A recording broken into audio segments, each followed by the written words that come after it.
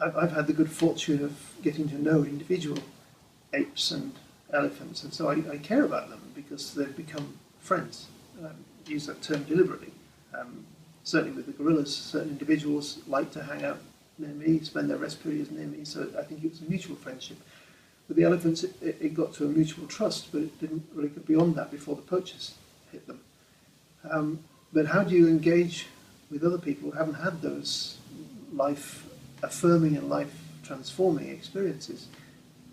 Well, encouraging people to go on holiday to see such animals are fine for those with the resources to do it, but these days you can do it virtually.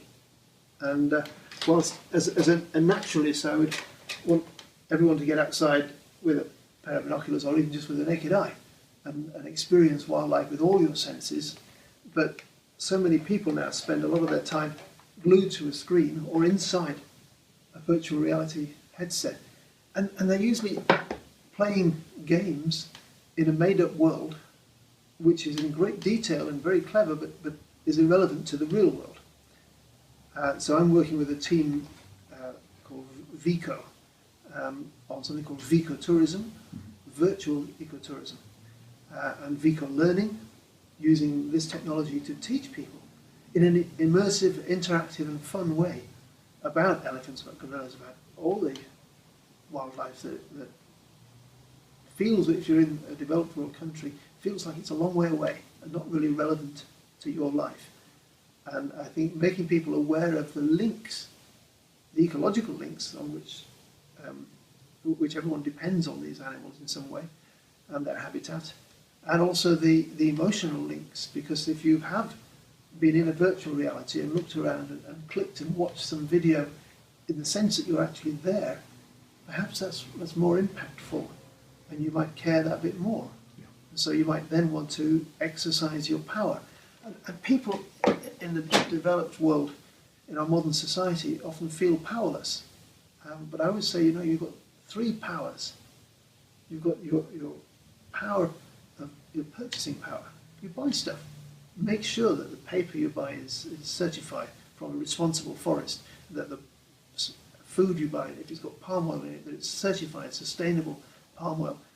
Your money might be paying for the destruction of gorilla or orangutan or elephant habitat, yeah, unless you buy carefully. So ethical shopping, your political power, even if you're not old enough to vote, your MP and MEP represent you. So use that, write to them, say you care about this. Make sure that there is legislation to make certified products obligatory, not just an optional extra. And then your personal power. If you care about something, get involved. Do the Great Gorilla Run. Organise a coffee morning. Invite a speaker. I'll come and talk to any audience who'll sit still long enough to share my understanding of how these issues interact. Climate change matters to elephants, and elephants matter to climate change. How often do you see that? And then convey that understanding to those who are either in a boardroom of a company or in a parliament of a country, who are seen as the decision makers. They're the big decision makers, but everyone's personal decisions also matter. So, a great example of some Girl Guides in America who took up the cause of palm oil because it was in their Girl Guide cookies. And they changed the company's policy. And so if a couple of girl guys or scouts, yeah, or any other group of kids set their mind to it, the publicity they can generate, and today kids are better informed and better able to influence the world than ever before through social media. Yeah. So think carefully about what you share and what you tweet, and if it's going to do something helpful and useful, get it out there. And whilst in the Ape Alliance we don't advocate a boycott of palm oil, yeah, we do suggest that you don't buy it unless you can be sure it's from a sustainable source. Yes. And one way to do that is to avoid it completely. Yeah. The other way is to demand sustainable palm oil. Yes. And that creates the market for the responsible stuff, yeah, and makes it harder to sell the irresponsible stuff. And there are many excellent campaigns by big organisations like Friends of the Earth and Greenpeace, yeah, and Ape Alliance, yeah, that are pushing companies towards the sustainable. And whilst the round table on sustainable palm oil is not perfect, it's the best we've got. Yeah. So let's work to improve that. Yes. And likewise with certified timber and paper products. Everyone buys toilet paper and paper for their printer. Make sure it's FSC or some Forest Stewardship Council. If it's got a logo on it saying it's from a responsible forest, it means that your money isn't paying to cut down old growth forests. And if it turns out that it is, you've got a mechanism to complain to those who are using this certification logo wrongly. Yeah. And that matters to company bosses. And increasingly, even the banks that put up the money for the clearance of forests to grow palm oil or paper pulp realise that their customers will call them out.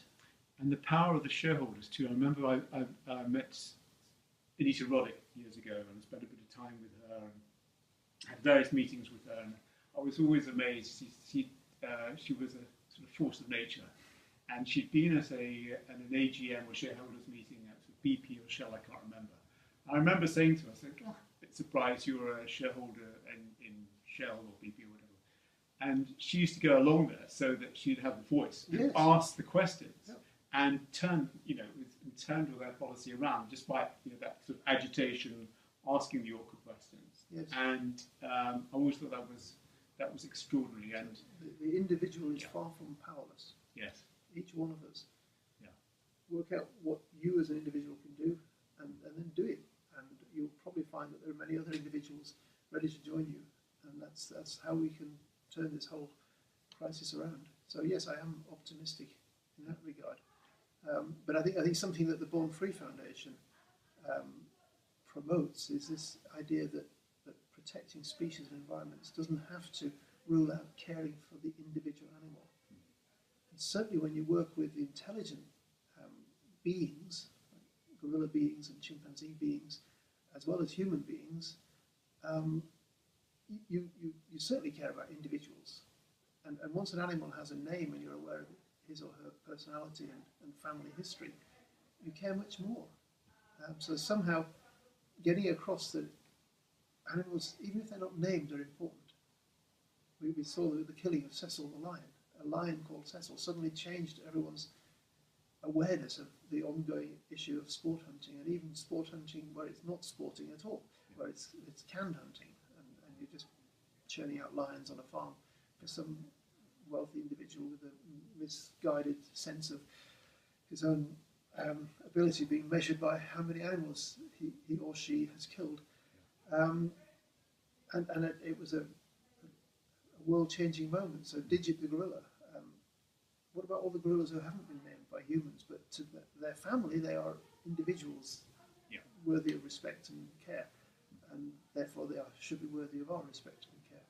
And so that's what I think. But Born Free coined the term compassionate conservation, and that's what we promote. Yes, you conserve the species and the habitat, but you care about the individual too, because their pain and suffering can be deleterious to the health of the ecosystem, and certainly to their own health and their family's health. So I think there's room for all those in a mix where we respect animals for what they are and for what they do, and ecosystems for what they are and what those ecosystems do for us.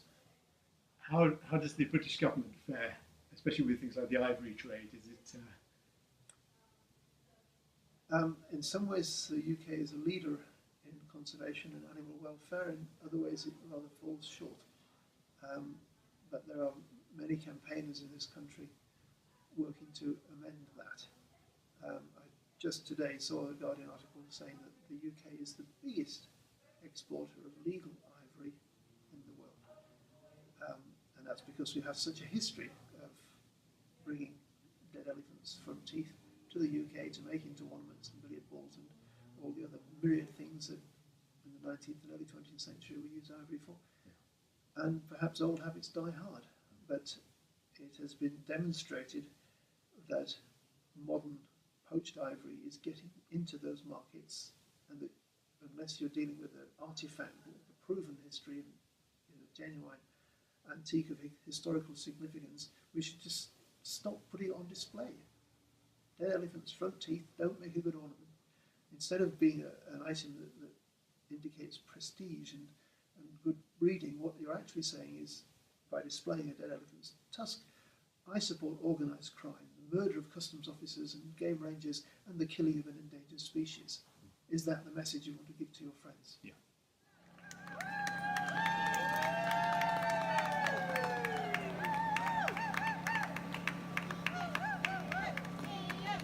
Well